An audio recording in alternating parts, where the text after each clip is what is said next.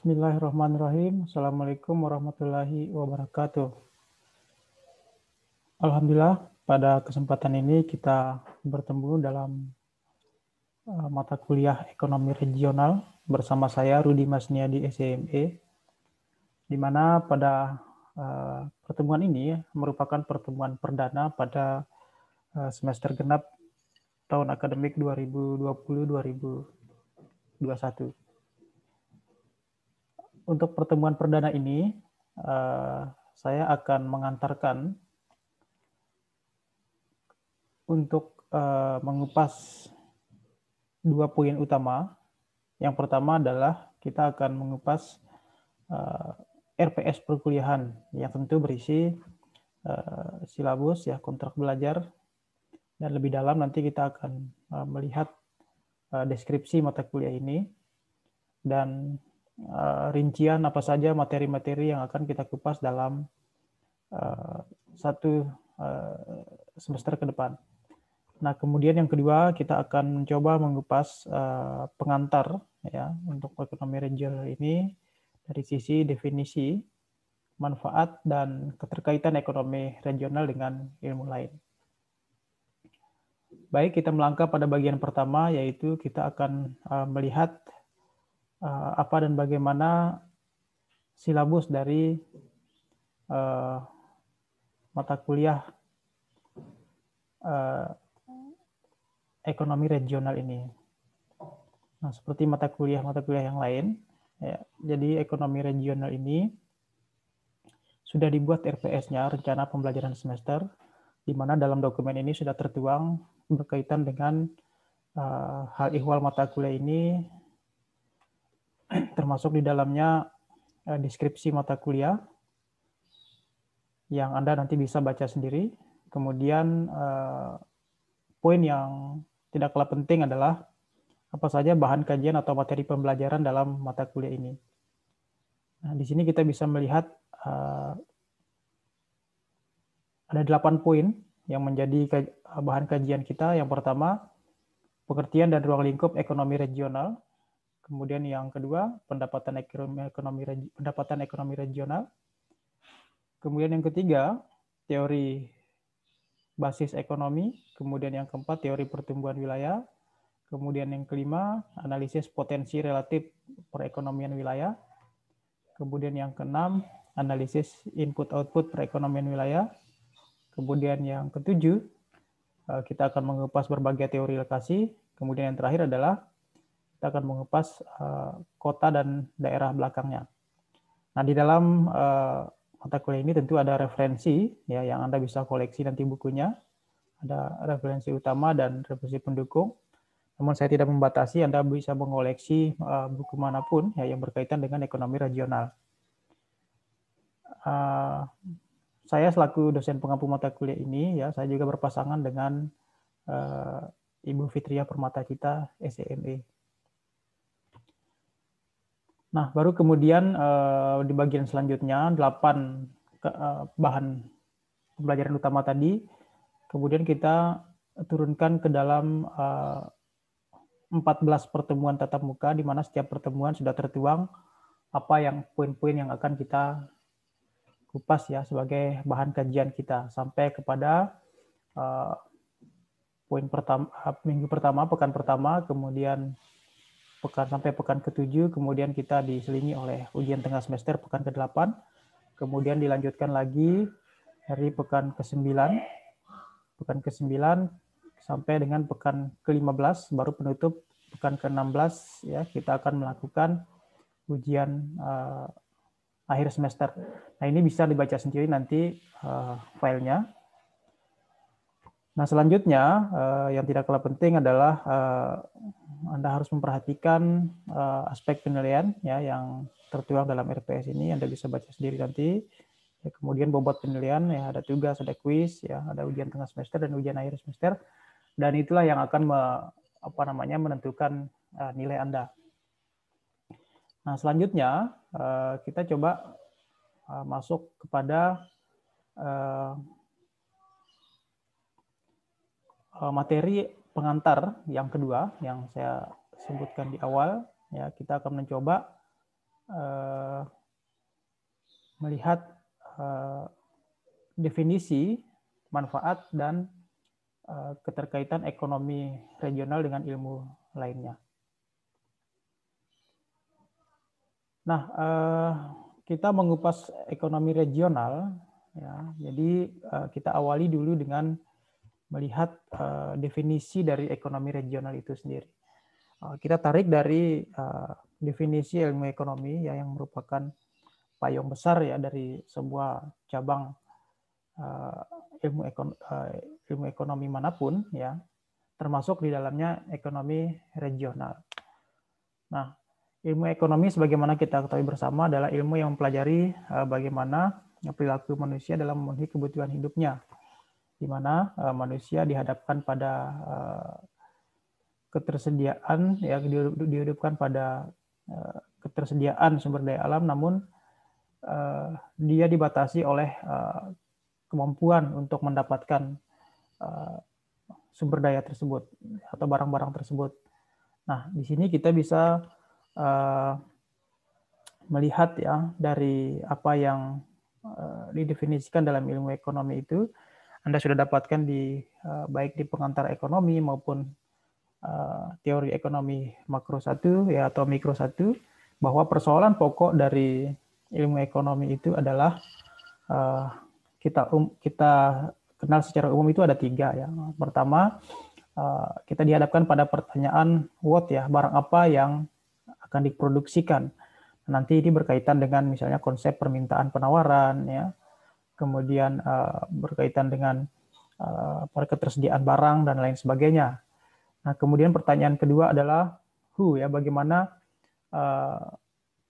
cara memproduksi barang tersebut atau oleh siapa barang tersebut diproduksi ya. Nah, ini berkaitan dengan aspek perusahaan nanti ya, kita berbicara tentang konsep produksi ya, kemudian biaya produksi, kemudian teknis yang digunakan dalam memproduksi barang, apakah padat modal atau padat karya dan seterusnya.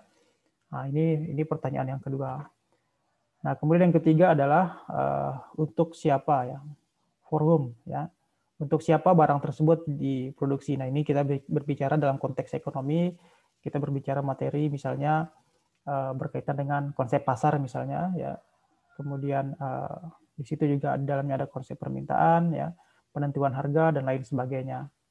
Nah, seiring ilmu ekonomi berkembang ya, kemudian pertanyaan tersebut tidak terbatas pada 3 pertanyaan di awal ya, tapi ditambahkan dengan pertanyaan adanya dimasukkan dimensi waktu ya, when ya, kapan barang ini diproduksi. Nah, ini berkaitan dengan katakanlah misalnya ekonomi perencanaan ya, yang kita dihadapkan dengan kapan eksekusi dari setiap kegiatan ekonomi yang kita akan lakukan, karena penentuan waktu juga mempengaruhi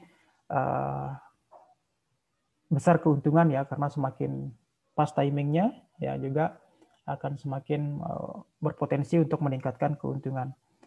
Nah, seiring ilmu ekonomi ini berkembang ya, pertanyaannya muncul lagi ya, ditambah dengan pertanyaan yang kelima yang tidak kalah penting adalah where ya, atau di mana lokasi barang tersebut diproduksi. Nah, berbicara lokasi tentu ini penting karena semakin ke sini ya, penentuan lokasi dari di mana kita menciptakan barang tersebut atau memproduksi barang tersebut ya, itu akan menentukan ya tingkat keuntungan atau tingkat efisiensi perusahaan. Misalnya kita memilih lokasi di apakah dekat dengan bahan baku misalnya, atau dekat dengan lokasi pasar. Nah, ini nanti akan menentukan efisiensi dari perusahaan tersebut. Nah, misalnya perusahaan-perusahaan yang bergerak pada industri berat biasanya lebih memilih lokasi di sekitar tempat diambilnya bahan baku ya, karena berkaitan dengan efisiensi transportasi dan lain sebagainya. Nah, artinya pemilihan lokasi juga sangat menentukan. Nah, misalnya contoh juga yang lain adalah ketika kita memilih lokasi dekat dengan pasar ya, misalnya industri kecil misalnya, kita lebih akan memilih untuk berdekatan dengan pasar ya, supaya akan lebih banyak dilihat oleh orang, ya, akan lebih banyak potensi lakunya barang kita, ya, karena kita akan lebih dekat dengan pasar, ya, atau tempat tinggalnya orang yang akan berpotensi membeli produk kita. Nah, poin yang kelima ini yang kemudian berhubungan dengan ekonomi regional, ya, yang kemudian menginisiasi munculnya ekonomi regional ini karena kita berbicara di mana, ya. Nah, di sini ekonomi regional atau yang disebut juga dengan ekonomi wilayah. Nah, ini sudah berbicara ekonomi itu dalam konteks lokasi, ya, lokasi supaya produksi, ya, itu mengalami efisiensi. Nah, kalau sudah mengalami efisiensi berarti potensi keuntungan juga akan semakin besar. Nah, sehingga di sini muncullah ilmu ekonomi regional, di sini disingkat dengan IER, ya, ilmu ekonomi regional, atau disebut juga dengan ekonomi wilayah. Nah, secara umum definisinya, ya, ilmu ekonomi regional ini adalah suatu cabang ilmu ekonomi yang dalam pembahasannya memasukkan unsur perbedaan potensi, ya, unsur perbedaan potensi suatu wilayah dengan wilayah lain. Nah, ini adalah definisi umum, ya. Jadi di dalam definisi ilmu ekonomi regional ini sebenarnya tidak ada definisi baku, ya, karena ilmu ini relatif baru. Nah, tapi penekanannya adalah dia memasukkan unsur lokasi, ya, dalam analisis ekonominya. Nah, jadi inilah garis besar dari definisi ilmu ekonomi regional. Nah, selanjutnya, ya, kita masuk kepada apa sih manfaat ekonomi regional atau ekonomi wilayah ini.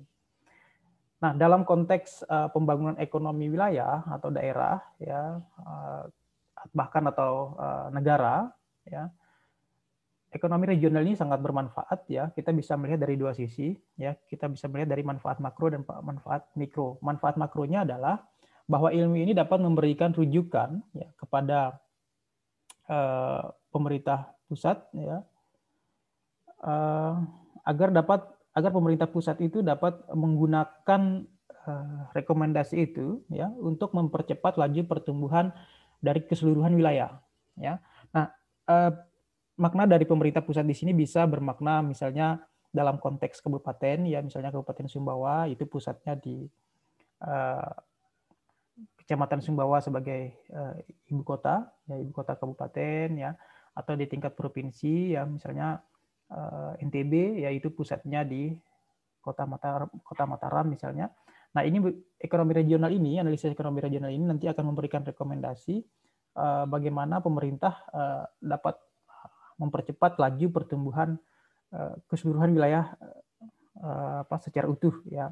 Misalnya Sumbawa dari 24 kecamatan, bagaimana caranya Kabupaten Sumbawa itu dengan 24 kecamatan yang ada di dalamnya itu bergerak tumbuh, yang mengalami pertumbuhan yang signifikan dari waktu ke waktu. Ya, contoh soal misalnya dalam analisis, salah satu analisis ekonomi regional yang akan kita kupas pada pekan-pekan yang akan datang nanti, itu nanti akan bisa merekomendasikan, katakanlah misalnya dalam sektor ekonomi di setiap daerah itu ada, katakanlah ada 9 atau 11, nanti dia akan merekomendasikan sektor-sektor mana yang berpotensi untuk dikembangkan. Nah, dari rekomendasi ini nanti pemerintah bisa mengeksekusi, ya, sektor mana yang berpotensi untuk dikembangkan, katakanlah yang berpotensi untuk meningkatkan PDRB dalam jumlah yang signifikan, sektor mana yang bisa menyerap tenaga kerja dalam jumlah yang besar, dan lain sebagainya. Nah, ini manfaat makro. Kemudian manfaat mikronya, ya, bahwa ekonomi regional ini dapat membantu perencanaan wilayah itu menghemat waktu dan biaya dalam proses menentukan lokasi suatu kegiatan proyek. Nah, pada tingkat mikro dalam arti di sini adalah skop yang lebih kecil, ya. Nanti analisis ekonomi regional ini bisa merekomendasikan bagaimana proses penentuan lokasi, ya, kegiatan atau proyek tertentu yang akan dilaksanakan di daerah itu.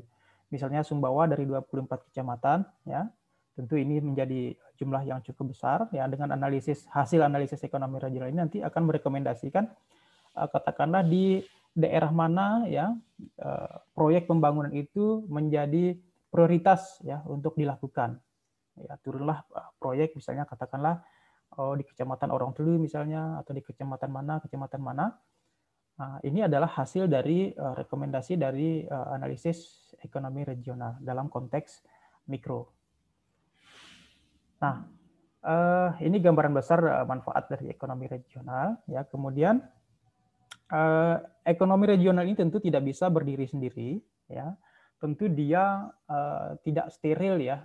Artinya dia sangat berkaitan dengan ilmu lain, ya, karena berbicara wilayah, yaitu berbicara tentu berbicara potensi yang ada di dalamnya, berbicara sektor ekonomi yang tentu saja berkaitan dengan ilmu lain. Contoh misalnya, kita berbicara ekonomi regional, sekarang berbicara tentang bagaimana memajukan wilayah Sumbawa yang notabene adalah apa namanya didominasi oleh sektor pertanian. Nah, makanya tentu dalam memajukan sektor pertanian nanti akan memerlukan keterkaitan dengan ilmu lain, misalnya ilmu pertanian misalnya. Ya. Nah, untuk memajukan Sumbawa, wilayah Sumbawa juga kita nanti akan berkoneksi dia dengan ilmu lingkungan hidup misalnya. Ya. Karena berbicara bagaimana memajukan wilayah, apa dibangun di mana, tentu ada kajian-kajian lingkungan yang harus kita lakukan. Ya, berkaitan dengan polusi, berkaitan dengan apa namanya limbah ya, atau yang kita sebut dengan eksternalitas itu. Nah, untuk memajukan wilayah juga kita tidak bisa terlepas dari bagaimana kondisi sosial masyarakatnya. Ya, ada tradisi, ada budaya di situ, maka ekonomi regional tentu berkorelasi dengan ilmu sosial, ya, ilmu sosial atau bahkan ilmu budaya. Ya. Nah, kemudian yang terakhir ya, ketika apa namanya analisis ekonomi regional dilakukan, ya, kemudian berbicara tentang bagaimana memajukan wilayah, tentu misalnya berkorelasi juga dengan aspek infrastruktur misalnya. Ya, ada infrastruktur yang dibangun, harus dibangun daerah itu, misalnya katakanlah jalan raya, karena tanpa infrastruktur sulit bagi suatu daerah itu akan maju ya. Maka ketika berbicara infrastruktur, berbicara jalan raya, tentu kita berkorelasi atau berkoneksi dengan ilmu, katakanlah misalnya ilmu teknik sipil misalnya. Ya, kita harus bekerja sama dengan pakar-pakar di bidang teknik sipil yang akan mengeksekusi membuat infrastruktur atau jalan raya tersebut. Nah, inilah keterkaitan ya dengan ilmu ekonomi regional dengan ilmu yang lain, dan bahkan masih banyak lagi kalau misalnya kita harus kembangkan dengan ilmu-ilmu yang lain ya.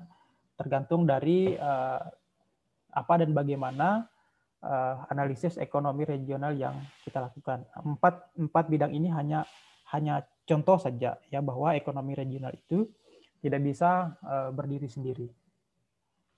Baik, pada pertemuan ini saya rasa ini adanya pengantar ya, saya rasakan cukup sampai di sini.